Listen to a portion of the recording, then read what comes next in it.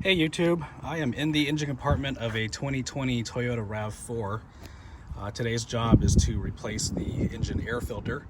Pretty simple job here, just a couple things need to be done. We need to unlatch the air box. There's two latches right here.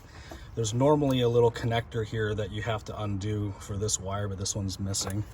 It's very similar to this one where you pull the tab towards the air box and then you lift up and that releases this wiring for the mass airflow sensor.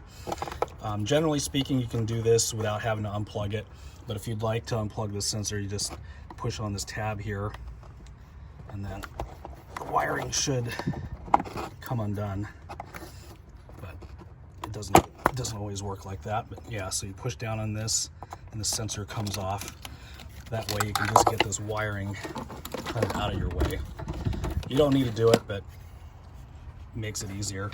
So from here, we lift the airbox, the top lid of the airbox up, and it's hooked on right here and right there. There's two hooks that it engages, so you gotta pull the front side up and then pull the whole box towards the front of the car to release it from these hooks. Once you do that, the air filter is fairly easily accessed and you could just simply pull it out of there. So there's the old air filter. The new one that we're using today is this part number. So go ahead and pull it out. There's only one way that you can install this, and that's with the paper element facing down. There's that.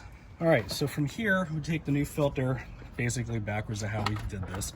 Move the airbox lid up enough to put the filter in the box.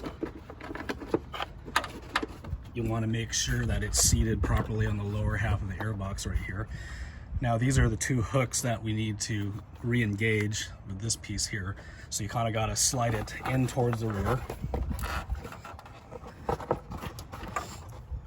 So you slide it in towards the rear. Make sure these two hooks, see that hook? Make sure that hook engages on both sides.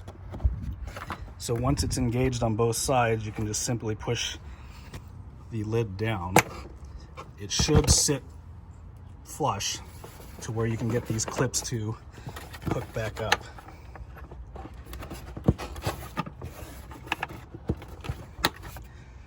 So they just simply snap into place.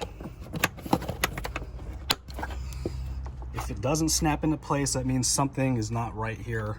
You just want to double check and make sure that these hooks are in place and everything's seated properly.